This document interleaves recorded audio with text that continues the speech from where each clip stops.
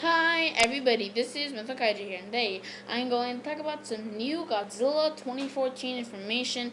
This time I'm going to talk about all the news that came out yesterday, today, and 2 days ago. Yes, it's another video, I'm 3 days late again, but at least I'm doing like a summary of all the stuff that happens in one video. So yeah, the things I will not talk about in this video is the new Kia Godzilla 2014. Did I got that right? Was it Kia? Fiat. Sorry, it was not Kia. It was a Fiat Godzilla 2014. Um, like advertisement. I won't talk about that. Neither the B filmed or something. Just kind of like the how they made those scenes. Some specific scenes in the movie and them filming them and all that stuff. I won't talk about those two things because I think the Fiat's car commercial thing should deserve its own video, as well as the behind the scenes two large 6-minute clips. So yeah, but today, first of all, I'm going to talk about, as you see there, the Godzilla 2014 Italian banner. Now, first we got the San Francisco banner, which showed Godzilla destroying the San Francisco skyline. Next we got Godzilla wrecking France, another banner that looks very similar to this one, and the other ones are released. And then on the same day we also got the Hong Kong, which we actually saw more of Godzilla's spikes in more detail. And now we have this one, which is from Italy. So yeah, this picture is not in HD, so an HD format of this picture is yet to be found. So maybe you can, if you have it, then congrats to you. But yeah, overall you see right here it's kind of blurry. Godzilla himself or itself is kind of blurry. You kind of notice the face a little bit, the spikes. He looks kind of thin here. Not exactly why the drastic change all of a sudden. The sky in the background is completely orange. It's just hell and planet Earth. And this is Godzilla in Japanese lettering, horizontally, whatever. And then it says 15 module, which tells us there that it's not from the U.S. or another country like Mexico. Maybe probably not even North America. It's somewhere else, in the other side of the world, or something around those things. So yeah, and you actually see the Coliseum right here. So yeah, but now, overall very cool. But now let's talk about the new Godzilla 2014 clips. Yes, 5 clips were released at this YouTube channel called Movies Coming Soon, and they have a YouTube page, and they actually showed 5 clips. One revealing the acronym of what the MUTO stands for. Another one talking about Aaron Taylor Johnson's character. Another one of Bryan Cranston in this place, talking about there's hiding something out there and all this stuff. And what else? One of the Godzilla and MUTO about to confront each other. And what else? Was there any other ones? I think I'm missing one. There's that. Oh yeah, there's another one of Bryan Cranston and Julia Binoche in the facility of the Jinjiri nuclear plants. So yeah, first of all, let's talk about the clip number 1, which is called MUTO, and this one features David Strathairn and all this stuff. So yeah, I'm gonna be reviewing this, and later I will show you guys the audio itself without me disrupting it. So yeah, let's start this. Okay, so that's David Strathairn talking. This whole time of him talking is actually David Strathairn. Meanwhile, while he's saying all this stuff, he's actually walking around this military-like area. You see some soldiers, searching up, this creature, and then you also see 4 screens. Actually, 1, 2, 3, 4, 5, 6 screens. One big screen showing the winged MUTO flapping its wings in this, I don't know where it is, but it has Japanese lettering. Just that screen of the winged MUTO has Japanese lettering, so probably this, place is actually located in Japan, probably, not really sure. And then on another screen we have where it says 6.3 earthquake rocks Japan, I think, and then another one says earthquake, that's 6.3, struck Japan, all this stuff, and then we see some seismographs and all this stuff. as you heard there. Okay, okay, hear this. This is. If you didn't hear that, he said MUTO stands for. Well, I forgot right now. MUTO, massive unidentified terrestrial organism. And there we go. If you didn't hear that, he said MUTO stands for massive unidentified terrestrial organism. MUTO. So that's actually pretty cool. But then he later says. However, no longer terrestrial, it is airborne. So he's specifically talking about the winged MUTO. So I guess this means that the MUTO turns into the winged MUTO. But that's kind of confusing now, because if you actually saw this thing on, what was it? Oh yeah, it was on the Extended Look. We actually see David Strathairn, looking, and then in the background you see some, television or whatever, or these monitors, where it actually show the winged MUTO and the eight-legged MUTO. They're both living in the same time, so that's weird. So probably what I'm thinking is that the one from the Hawaiian airport scene turns into the winged MUTO, and then there's another one who is kind of like the one in the airport, except bigger and without wings at all. So that's my hypothesis. It's kind of strange. But anyway, let's continue this. The world still thinks this was an earthquake, and it would be preferable that remains so. Interesting. We lost sight of it. It was heading east across the Pacific, and had emitted enough EMP disruption to create havoc with our radar and satellite feeds and reduce us, for the moment, to a strictly visual pursuit.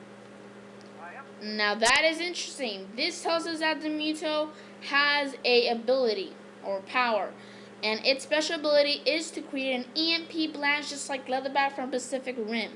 So this speculation about an EMP of the MUTO having an EMP is now become reality. Yes, the MUTO does have an EMP, because he says that the radar systems and all this, the EMP blast, turned off and wreaked havoc on the radars and all the system controls. So probably that's why people, can defeat these creatures, because even if they're small, they can use such things as, I don't know, laser guns or something, because they require electricity, and EMP blast, causes electricity to fail. So I guess that's the reason why it doesn't work.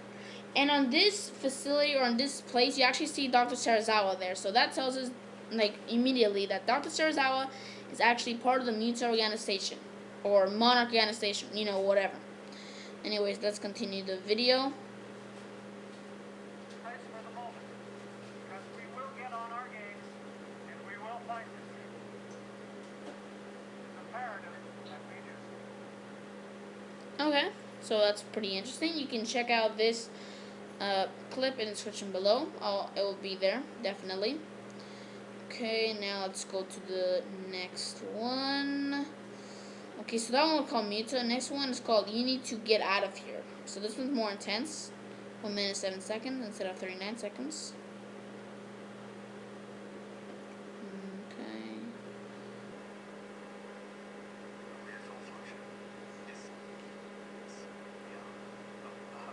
Okay, so you see Joe Brody, which plays Bryan Cranston, talking to these 3 men. One being a, I don't want to say fat, but chubby, English man. And another one being, the two other ones being Japanese. Then there's this giant earthquake all of a sudden. It was just very quick, and nobody wasn't even expecting it.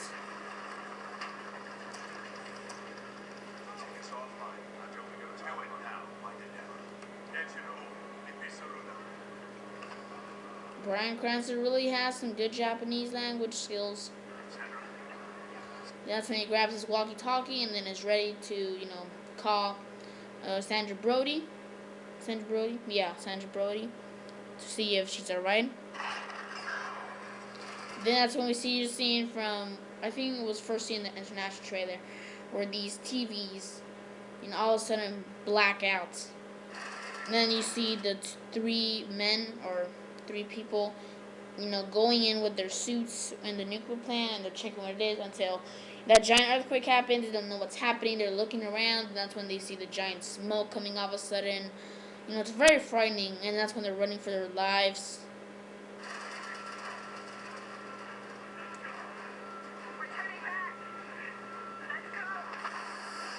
Like I said, the smokes are coming now. They're running for their life. Then Brian Cranston is hearing all this commotion.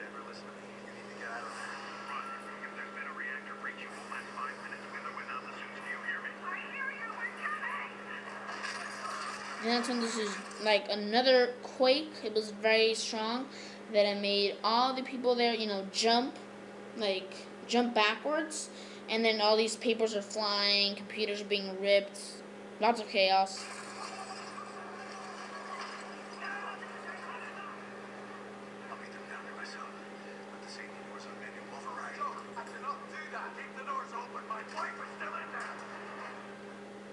So I guess he's risking his life to save his wife. So, very dramatic scene. Okay, now let's do this one of my favorites of all time. It's called I Deserve Answers. Okay, so very awesome. So let's hear this one. Okay. So this one is actually more like this whole entire clip shows Joe Brody or Bryan Cranston in this room, I guess, with this bald guy who probably works for the MUTO organization. And then meanwhile on the outdoor, or outs, whatever, you see Sarzawa and Sally Hawkins looking at some pictures of Joe Brody's family.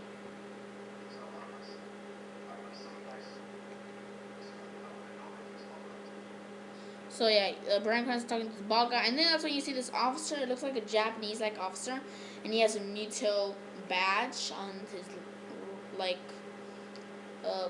shoulder area.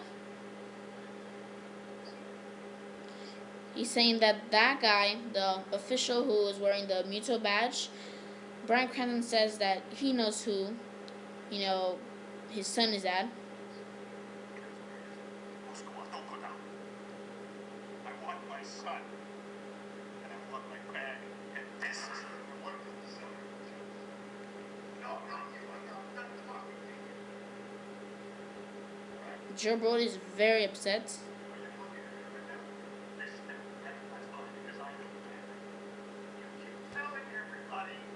Then that's when you see Sarzawa looking at the tank. He's kind of surprised at all of a sudden the reaction of Joe Brody as well as Sally Hawkins.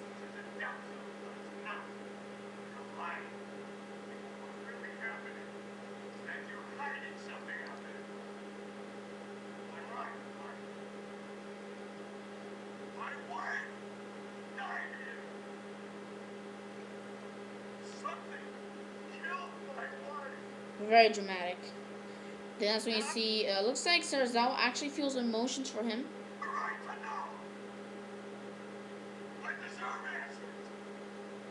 And that's the end of the clip.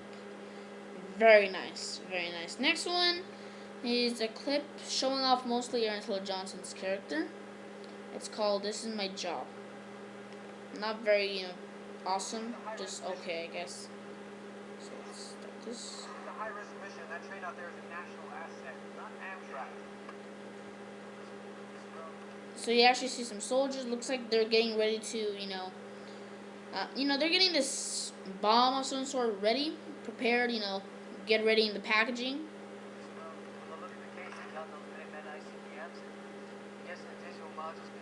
Then now, Angela Johnson talks military talk.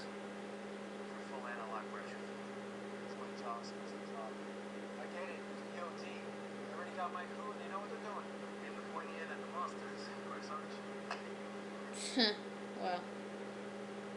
When was the last time you left one of your guys' positions in a live bomb? But this is what I do. This is my job.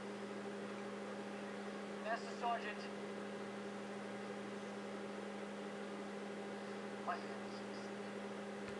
Angela Johnson now saying that his family's in the city in San Francisco.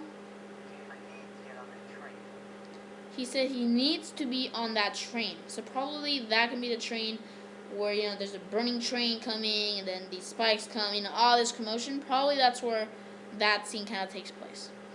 Next scene, my favorite of all time, it is called Let Them Fight. And the title sounds awesome too. It shows you know, Ellie Brody's character, a little bit of David Strathairn talking to Serizawa, and some monster action, which is very nice. None of these clips actually showed the monsters, actually, except for this one, I think, right? Yeah, I think so. Anyway, let's continue.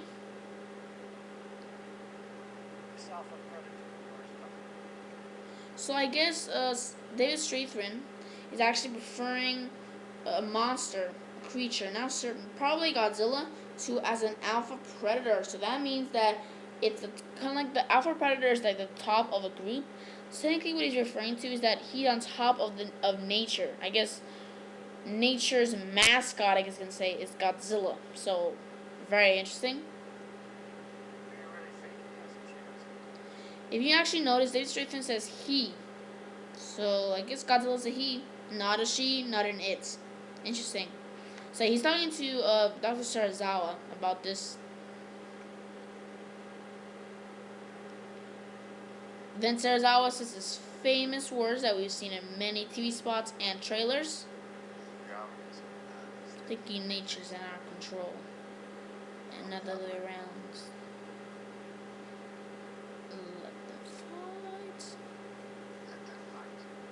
Awesome. Next shot, you actually see a bald guy. Probably is the same guy who confronted Bryan Cranston. He's in this office, and then he looks. You know, it looks like it's a very cloudy day. It's raining. He looks in the distance. He looks like this is San Francisco, and then he sees a roar, and a creature is heading towards their way. It's like a silhouette of this creature flying, flapping its wings, and it's heading towards their way. Roar sounds pretty similar to Gomez, in my opinion, from the Ultra Q series.